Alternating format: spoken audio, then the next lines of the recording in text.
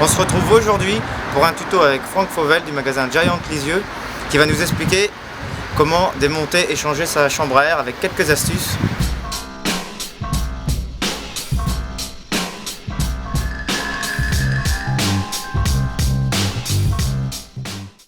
Donc aujourd'hui on va vous apprendre à monter et à démonter un pneu correctement dans les règles de l'art, on va dire. Donc première chose, donc on va dégonfler le pneu. Hop. On dégonfle au maximum. On enlève la petite rondelle. Hop. Donc c'est un pneu neuf qui va être assez dur à démonter logiquement, donc comme ça. Donc deuxième chose, on enlève bien le talon de la jante à droite à gauche pour bien décoller le pneu de la jante, pour gagner en élasticité du pneu. On repousse la chambre à air bien dans le... Et là on reprend le pneu du bas vers le haut, vers la valve. Et déjà vous pouvez voir, on voit déjà le pneu. Donc normalement on peut le faire 100 minutes là. Donc là je vais le faire avec les minutes pour ceux qui utilisent les minutes. Donc bien prendre la chambre à air, hop, 1 minute, 2 minutes ça suffit, hein. Pas le prendre trop près mais pas trop loin non plus. Voilà, et après on fait coulisser simplement la minute. Une fois que vous avez fait ça, voilà, vous continuez, on enlève la chambre à air, hop, voilà, vous l'enlevez, on enlève le pneu, voilà. Donc là c'est un pneu rigide. Donc tout simple si on s'y prend bien. Le remontage, un petit peu plus technique. Donc moi ce que je fais, alors je le gonfle à la bouche, simplement. Donc pourquoi? Parce que c'est pile poil la bonne pression pour pouvoir le remonter. Donc après vous pouvez mettre un petit coup de pompe et tout, mais il faut juste qu'elle soit gonflée, mais très peu. Voilà, je referme la valve. Et là je suis pile poil pour éviter justement quand je vais remonter la chambre à air de la pincer dans le pneu. Après le démontage surtout de la chambre à air, avant de remonter la chambre à air neuve, toujours regarder dans le pneu si vous n'avez pas une épine qui est plantée dedans, parce que si vous mettez votre chambre à air neuve, automatiquement elle va recrever automatiquement.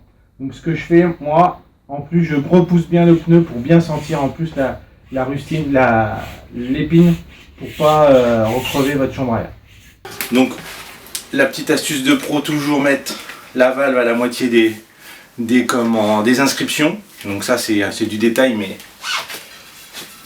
en usine c'est monté comme ça. Donc je mets la valve en même temps que le pneu et après je mets mon pneu toujours dans le talon. Donc, on commence par la valve et on finit par la valve. Voilà, là il se met tout seul. Et après je mets ma chambre à air dans le pneu, toujours légèrement gonflée, comme ça elle se place correctement, hop, dans le pneu. Voilà. Voilà. Après je rapproche tout. Voilà, je la place bien. Voilà. Donc là à ce moment-là, pour remonter le dernier flanc, je commence à l'opposé de la valve. Pour finir pour la valve. Pourquoi? Parce que si vous commencez par la valve, et ben votre pneu il est bloqué par la valve, il n'est pas au fond du talon.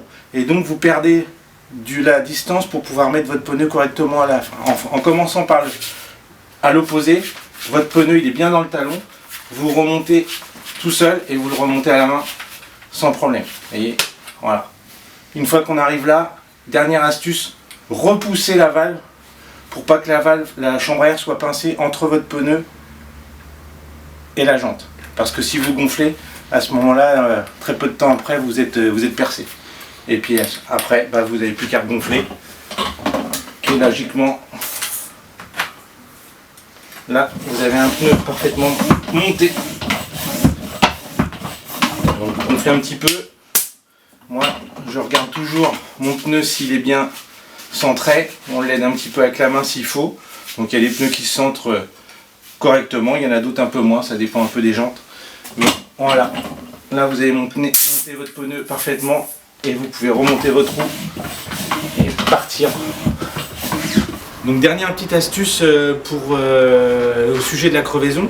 Donc avant de démonter la chambre à air, forcément il faut démonter la roue arrière qui est toujours un petit peu plus contraignant que la roue avant.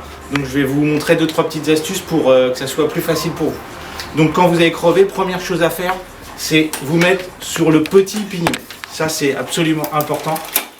Ça va vous servir par la suite. Donc hop, vous descendez. Voilà.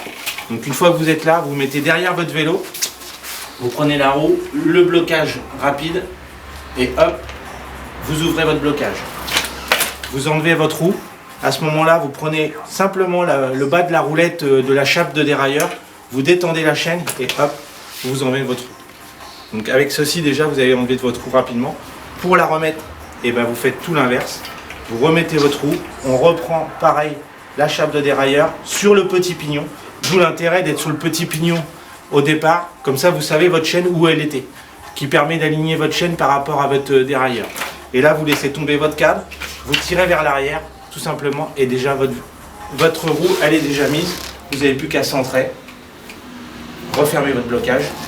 Vérifiez si elle est correctement mise. Et hop, c'est reparti.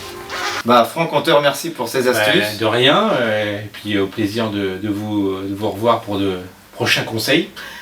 Et puis en tout cas, moi, ça va m'aider. J'espère que je vais pas crever souvent, mais ça va m'aider pour les prochaines fois, quoi. Et ben, je vous souhaite pas la crevaison non plus. Merci.